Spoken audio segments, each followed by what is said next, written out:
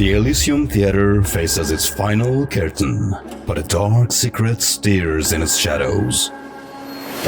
Terry Galloway, a director chasing fame, battles a failing star and a crumbling stage. Enter Richard Lichfield and his radiant wife Constantia with a chilling plan to save the show.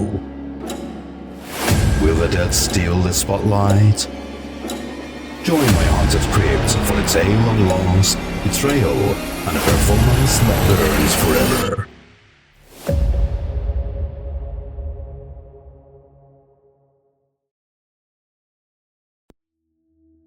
Diane ran her fingers through Terry Galloway's stubbly chin, her perfume thick. I love it, she purred. Even the grey bits. She loved everything about him, or so she said. His kisses, her undressing, his briefs sliding off. She loved it all. Her blonde head bobbing eagerly in the dressing room. Terry, a director with big dreams, hoped nobody walked in. She was married, an actress. He had a wife somewhere. This fling could ruin his serious reputation, but her skill made him forget ambition. Her timing was perfect, her enthusiasm wild. When she finished, he almost clapped. The cast of 12th Nights at the Elysium Theatre knew about their affair. Snide remarks flew when they were late for rehearsals, or when Diane glowed and Terry flushed. She couldn't hide her smug grin. No matter how he begged her to act discreet, she wasn't much of an actress, despite her fame. Diane Duvall, star of The Love Child, a dreadful soap opera, was box office gold. Her name filled seats, even if her Shakespeare was flat, her voice dull, her poetry clueless. But in a dying theater, bums on seats mattered more than art. Terry accepted this wouldn't be a perfect 12th night. With Diane as Viola, it had a shot at success, maybe even a West End door.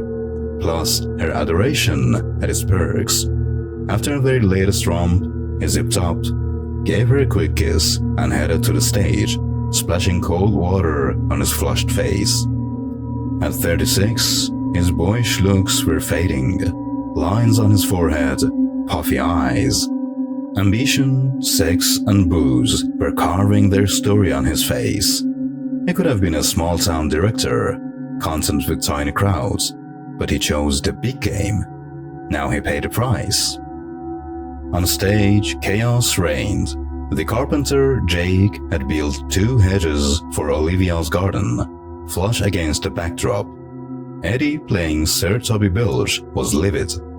"I can't move behind them," he shouted, spitting as he waved at the set. "We rehearsed me popping up and down, but now I'm stuck." Terry sighed. "We'll reblock it." Eddie fumed. "And the croquette bit? The funny stuff?" "Cut," Terry said. Eddie stormed off, muttering, "You only think straight love." The cast tittered. Actors, always the problem. Terry sent Ryan, the stage manager, to fetch Eddie with coffee. Alone, he stared into the dark auditorium, rows of empty seats mocking him. Directing felt lonely, just as his old mentor, well-beloved, had warned. "You know what's good and bad, and you carry that alone," it said. Terry felt it now. Then, movement in the gods caught his eye. 2 figures slipping out. Not Eddie. "Who's there?" he called, but they were gone. Later in the manager's office, Terry confronted Hammersmith, a sour man who cared only for money. Someone was watching rehearsal. Who? Hammersmith, picking at his lip, shrugged. "No idea. Ask Tallulah at the box office." His tone was smug, dismissive. Terry knew Hammersmith wanted the Elysium sold. Prime land for offices, not plays. Theater was dying in Redditch, and Hammersmith was ready to bury it. Tallulah, the ancient box office lady, wasn't around. Irritated, Terry grabbed his jacket. In the auditorium, a man appeared on stage, grey-suited, elegant. "Mr. Galloway?" he called, his voice smooth as silk. "I'm Richard Lichfield, once a trustee here." He warned Terry the Elysium would close after 12th night, raised for profit. "A shame," he said, "but you'll give it a fine farewell." His wife Constantia had played Wyla here, radiant before the war.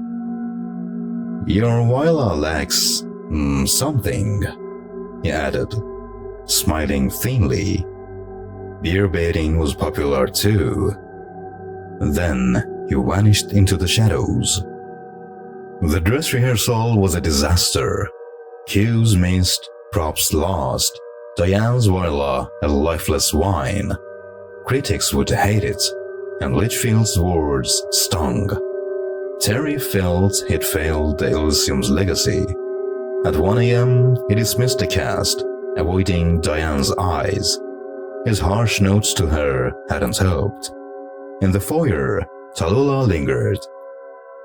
"Mr. Lichfield didn't like the rehearsal," she said. "He was here?" Terry asked. "Of course," she snapped. "Constantia was a wonderful Wyla." Her words haunted him as he trudged to his grim bed and breakfast. Next morning, Diane arrived late, pale, sleepless. "I'm useless," she moaned, water bottle in hand. "Shakespeare's too hard." Terry tried to smooth her, but she cried, fearing ruin. He kissed her, hands wandering, until she reciprocated, unblocking his belt. As things heated up, the door opened. Lichfield stood there, unruffled. "Sorry, I should have knocked," he said, eyes on Diane. "A word in private?" Diane, tears gone, shooed Terry out. Lichfield's face seemed stiff, almost fake, like a mask. Unsettled, Terry headed to the pub. In her dressing room, Diane faced Lichfield. "You're not suited for Wyla," he said bluntly. "No style, no soul." Furious, she told him to leave. He didn't. "My wife Constantia knows the role by heart. She'll play it." Diane laughed, but his calm certainty chilled her. She grabbed at his face, thinking it a mask, and tore off a latex layer. Beneath was bone, scraps of decayed flesh. "I wasn't embalmed," Lichfield said, his breath foul. "We did choose carefully. You want the body, not art." He kissed her, his rotting mouth stealing her breath. She collapsed, alive but comatose. At the hospital, Diane lay in a coma. Hammersmith, drunk, cancelled the show. "No Wyla, no 12th night," he slurred. Then Lichfield appeared with Constantia, a vision in silk, radiant as a star. "She'll play Wyla," he said. Her lines from Act 5 were perfect, her voice alive with passion.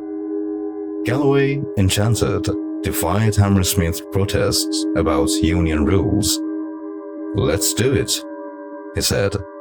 The show would go on. Lichfield requested changes. Dim lights, footlights installed, no touching Constantia.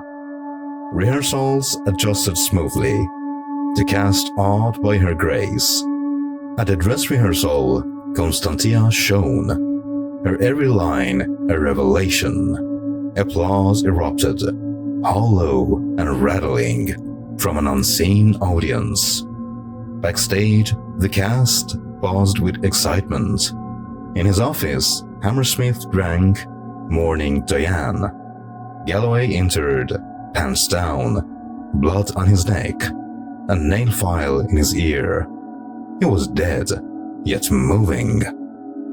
"I don't give a shit," he growled, snapping Hammersmith's neck as applause roared again. The theater burned that night.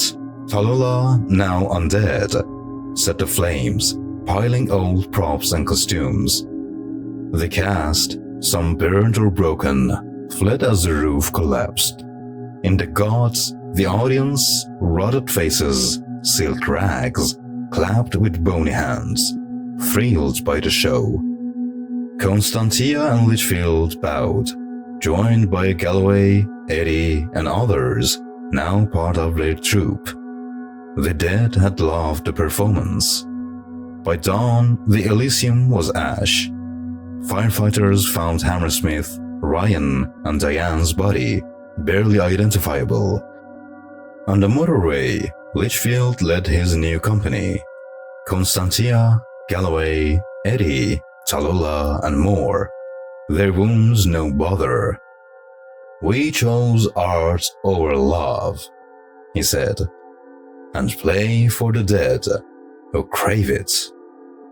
They laughed, their silhouettes like living actors, ready for new stays in graveyards and morgues. A truck stopped. Constantia's beauty won them a ride north to perform forever under the stars. The Elysium's ashes hide a stage where dead steal the show. Tell me in the comments, would you join their eternal play? Dare to face the next horror? Subscribe and ring the bell to stay cursed.